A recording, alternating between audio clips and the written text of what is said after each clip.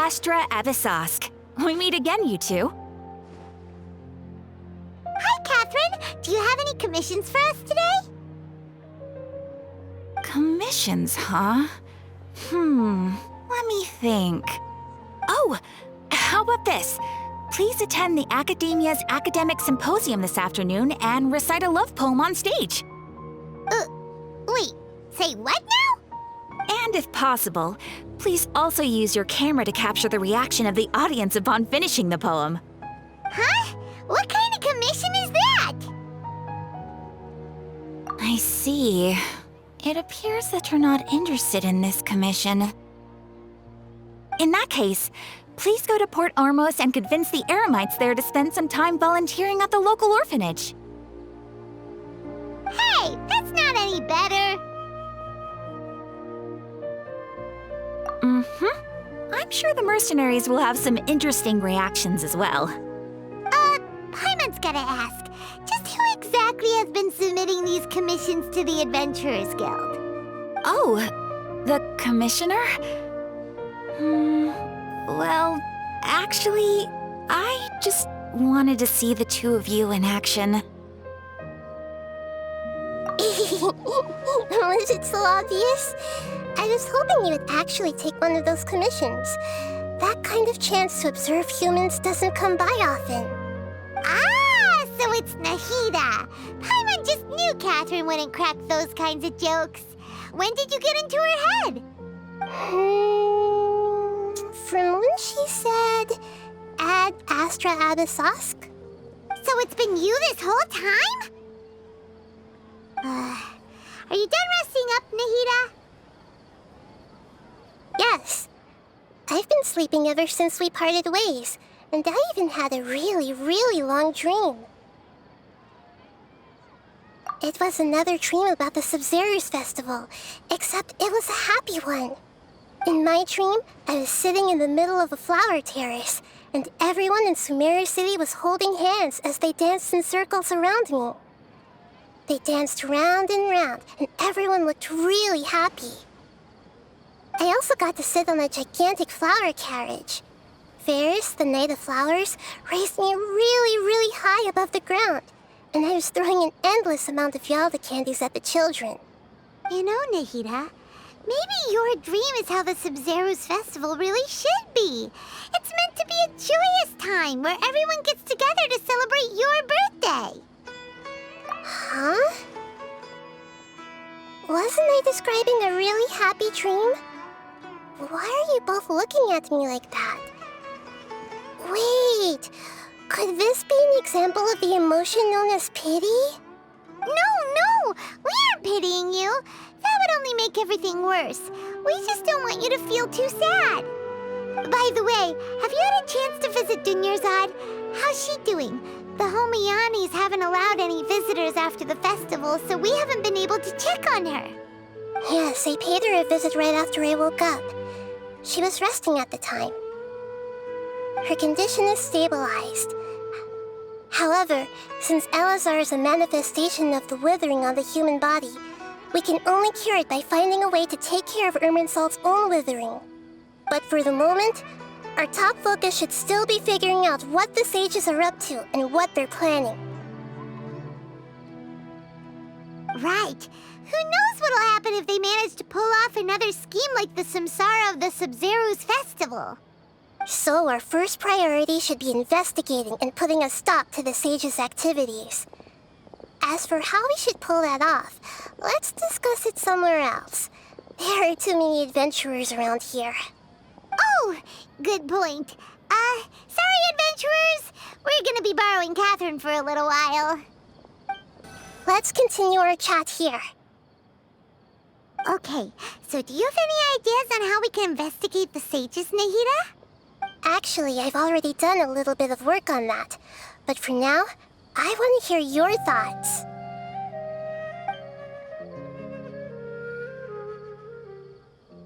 I've already tried that, but all the key members of the Academia, even the core of 30 guards, intentionally avoid wearing their Akasha terminals. It seems that from the very beginning, they've been guarding against info leaks from the Akasha. Of course, it could also be because they're wary of me.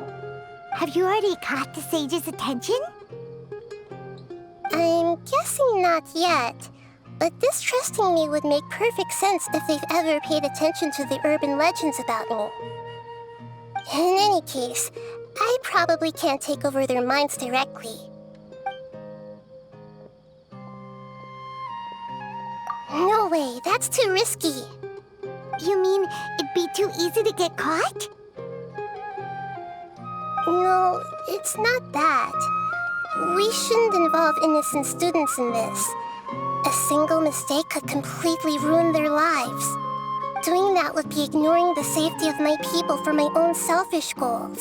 How is that any different from what the sages are doing?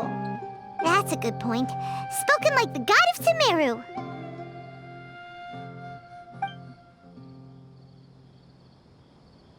We're in the dark as of now. Since we still don't know anything about their goals, any rash move could tip them off and lead to terrible consequences. After all, every person in Sumeru City is one of their hostages.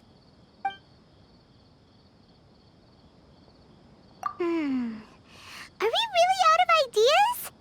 Nahida, you're super smart, so you already have something in mind, right? Don't keep us in suspense. Spill the beans already. According to a popular theory from the Vahumana Darshan of the Academia, rejecting impractical motions at the beginning of a planning session will give more weight to the actual proposal. Okay, but aren't you the god of wisdom? You don't have to use that kind of gimmick to make us take your ideas seriously. Well, I've been thinking that if I can't directly possess the leaders, and if I can't get ordinary people involved, then I should find someone who's already involved, but hasn't decided to side with the sages. You're saying we should recruit a spy? That does sound like it could work. Oh, before coming back, we met someone named Alhaitham.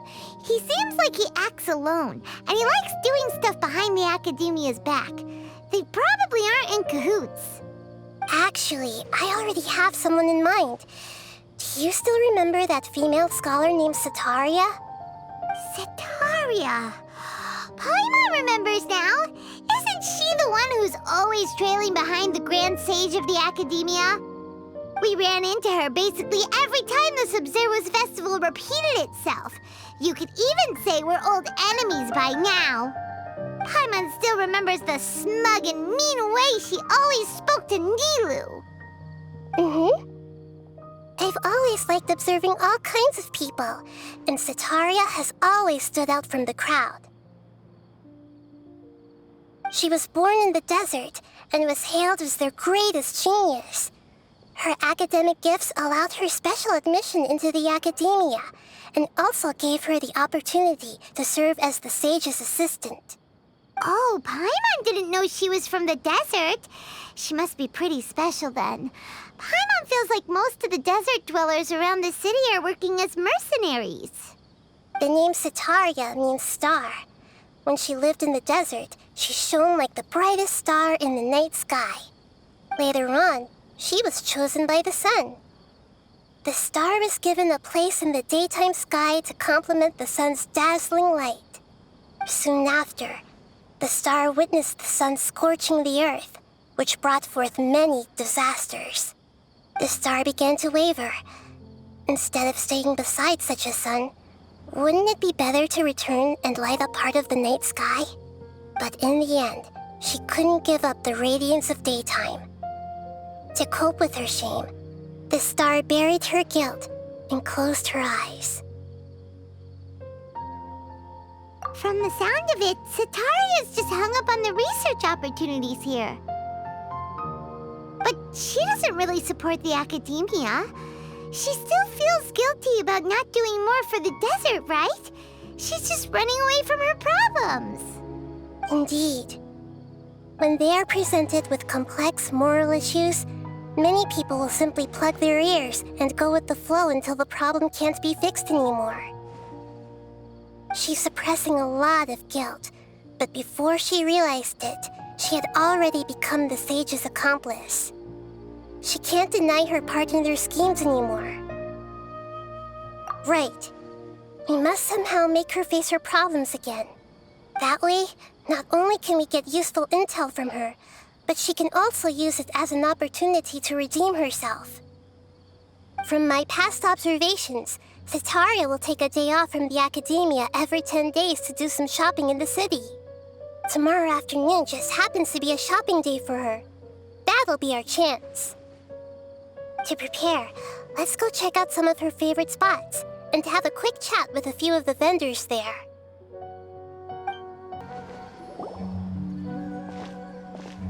This should be Cetaria's favorite fortune-telling spot. So should we ask the fortune teller about Cetaria? No, I already have enough information on Cetaria.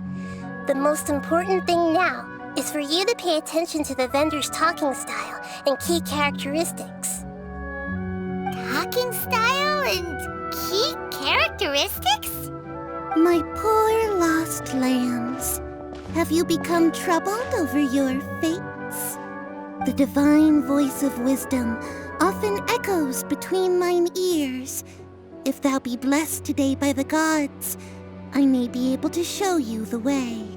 Huh? Really? Nahida, you've been whispering things to her? Shh! My friend here has some doubts regarding her future.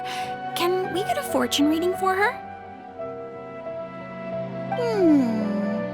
Of course, of course. In that case...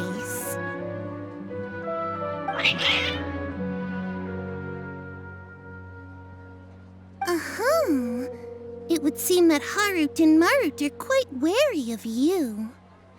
Perhaps, at some time in the past, you have somehow offended the gods. Only mocking the god of Animo, questioning the lord of Geo's financial savviness, and brawling with the god of Electro. Do those count? Oh, nothing. Go on, pick an aspect for her to divine. Love prospects? No problem at all.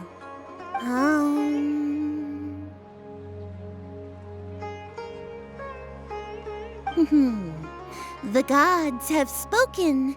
The truth shall be revealed. One who is fated to cross your path will appear on... Huh? So many people will fall for you. How could that be? Harut, Marut, did you two spoil my divination? I've never read a fortune so absurd.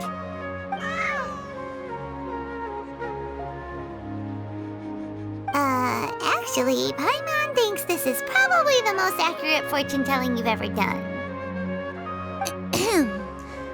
I admit that the orientation of today's celestial matrix is, suboptimal.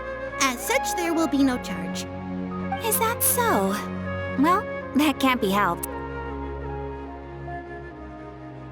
If you were to bring some food offerings for Harut and Marut on your next visit, perhaps they could help you reverse the wheels of fate.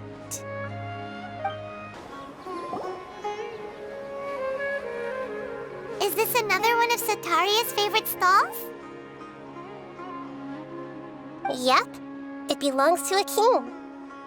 His father helped Cetaria a lot when she first moved to Sumeru City, so she still comes by whenever she has time.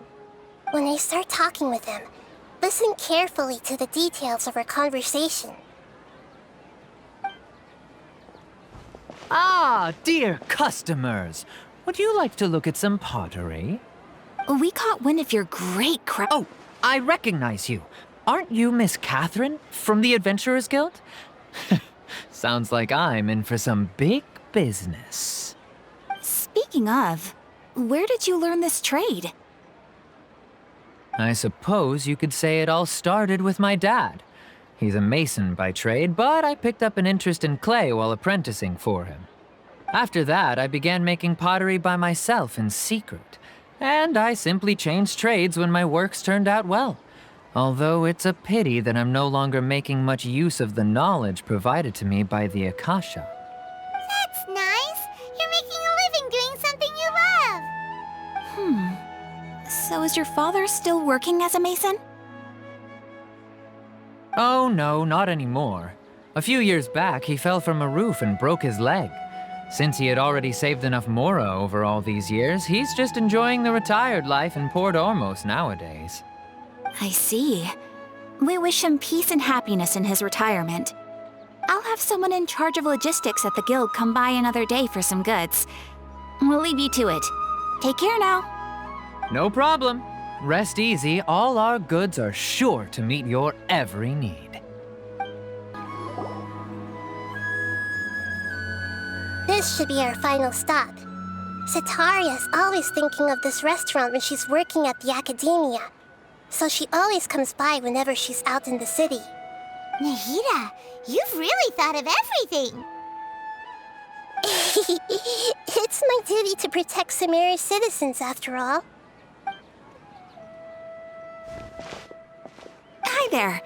I feel like I've seen you down by the docks before. Huh? Sorry, I don't quite remember.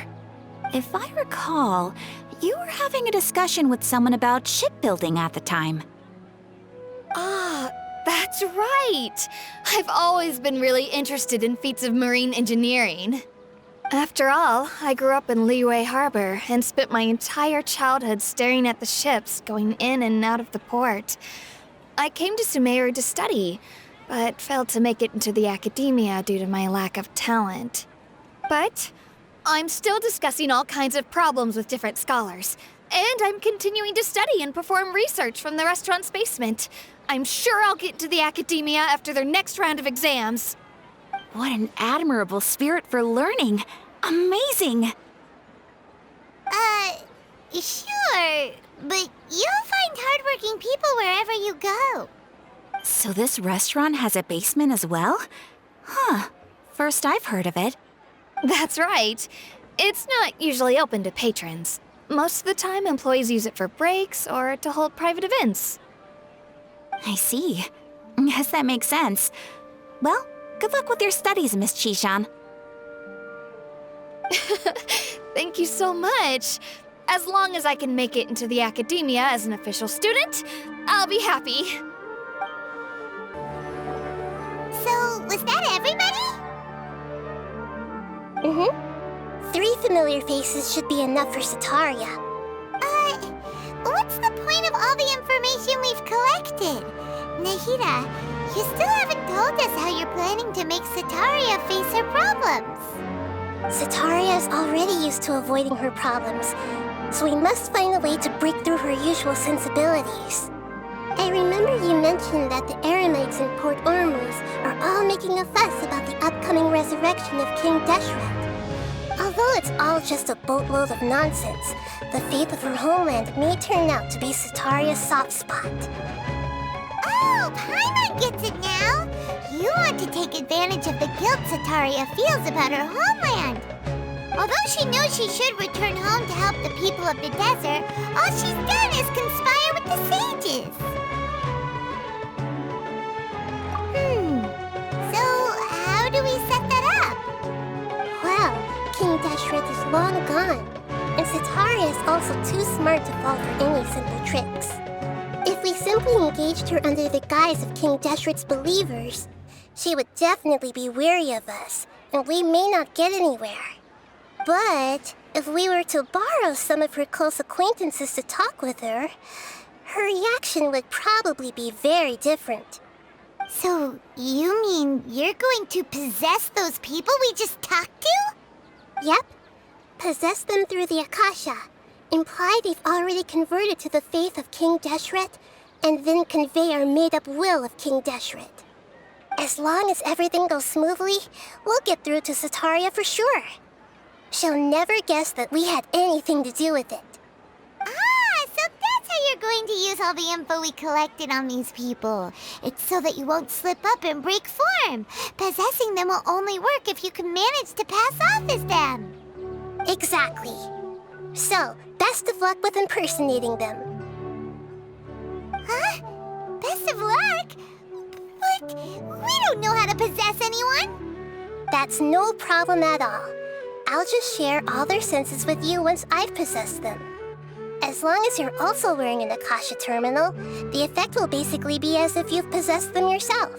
Huh. That is pretty convenient. But why does she have to do this? Can't you do it yourself? Although I've been observing humans for a while, I've never been good at imitating them. You're not wrong. It's always been painfully obvious whenever you try to pass as Catherine. If it was at all possible, I would have preferred to leave these people alone. But seeing how things are now, I probably should just accept it and push on. Yeah, don't beat yourself up over it. We're only doing this to help everyone, and we'll only be borrowing them for a little while anyway. Alright, then let's give it a go tomorrow afternoon.